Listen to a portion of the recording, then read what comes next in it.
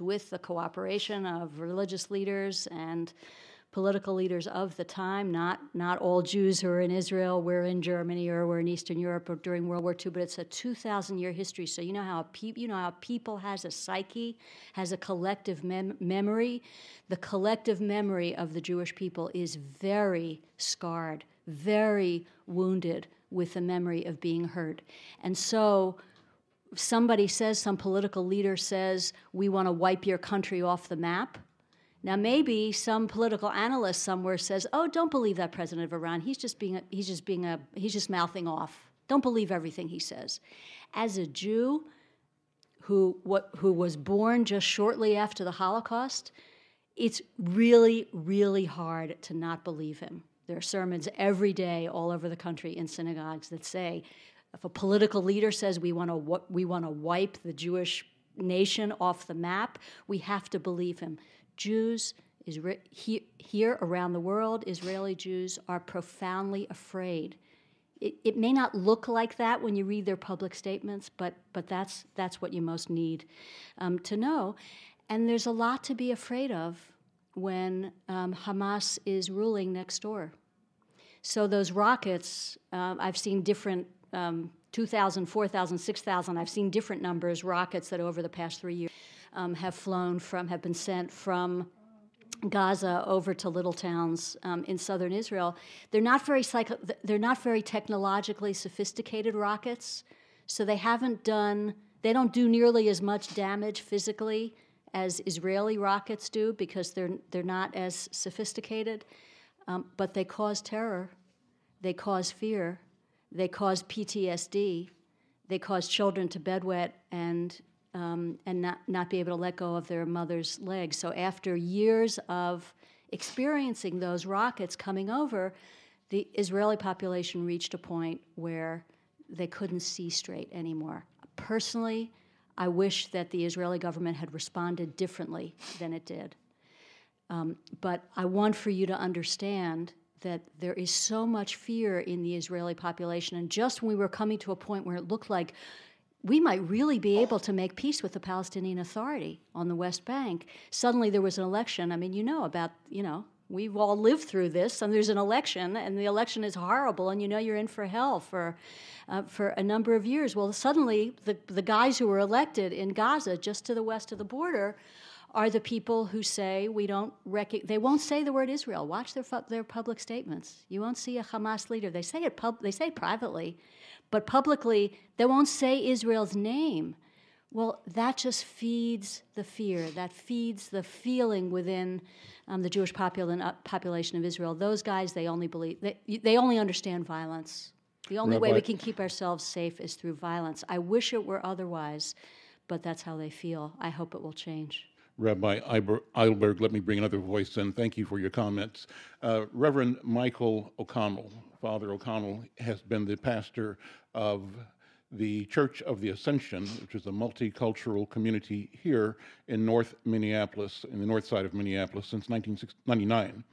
And he's a member of the Downtown Interfaith Pastors Association and the J. Phillips Center for Jewish Christian Learning board. He's on that board.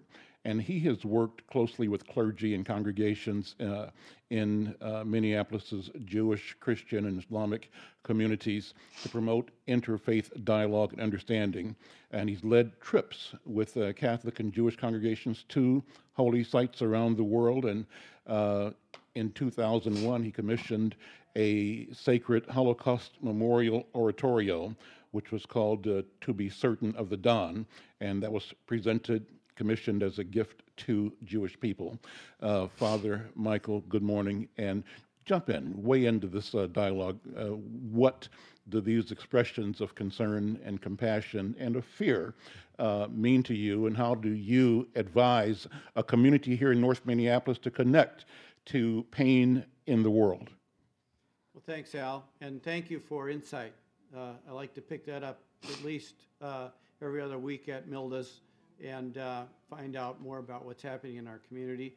I want to acknowledge this wonderful man sitting to my left, Keith Ellison, who has brought so much value to our national scene. And keep living next door to the Ascension, Keith. Yeah, all right. Thank you. It keeps us well-centered. And Rabbi Eilberg has been a friend for a long time, and I just so much appreciate your leadership in Interfaith. And our new board that we belong to, formerly known as the J.N. Rose Phillips Center for Jewish Christian Learning, just changed its name. It's the Center for Interfaith Learning, which reaches out not exclusively, but especially to our Muslim brothers and sisters. I'll just say this, that I've been 4 times to Israel and to the West Bank, the Palestinian part of Israel, 4 times over the last 20 years. I was there 2 years ago with 12 downtown area pastors, including Imam Makram El-Amin, who is a dear friend of mine, and he's next door at Masjid An-Nur Mosque, as well as Rabbi Marsha Zimmerman from Temple Israel. We went there on a peace and prayer mission. I would like to also acknowledge that I was just there this last June, did a retreat at my favorite place on earth, Capernaum, north end of the Sea of Galilee, place where Jesus lived and walked and healed and preached. I also went to Bethlehem, which is on the West Bank, and toured what I understand is the largest Palestinian refugee camp. So I try to, whenever I go there, I try to feel it from both sides. I am mostly focused on peace initiatives in the Near East, and especially Israel and amongst the Palestinians. I just recently watched a DVD of this amazing peace group between Israelis and Palestinians. And I cannot tell you how courageous these people are. I mean, they buck opposition on both sides that has few comparisons that I know of. Their courage to be able to stand up for peace and doing the right thing is phenomenal. And I just want to accent that part. And to be honest, I have less sympathy with religious groups who choose to point fingers at one side rather than the other. I just don't. I think what we should do is to call for peace efforts, and I am so incredibly grateful for our new administration in Washington that's going to do this in the right way. If we want to pray, we got a million reasons why we should pray for President Obama and the new administration, but this is one of them. So that's it. Thank you. Thank you, Father O'Connell. Let me read from a thing called the Middle East Research and Information Project, and it's a description. It's a 1-paragraph introduction. It says the conflict between Palestinian Arabs and Jews is a modern phenomenon which began around the turn of the 20th century.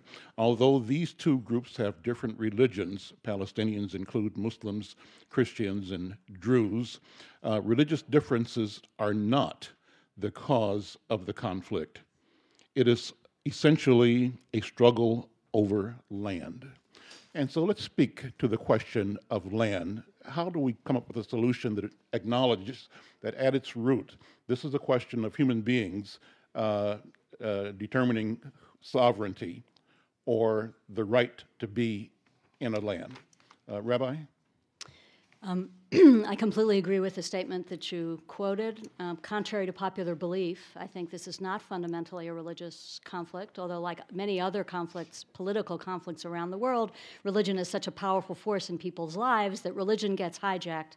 Religion gets used to fuel passion in what is at base a political conflict.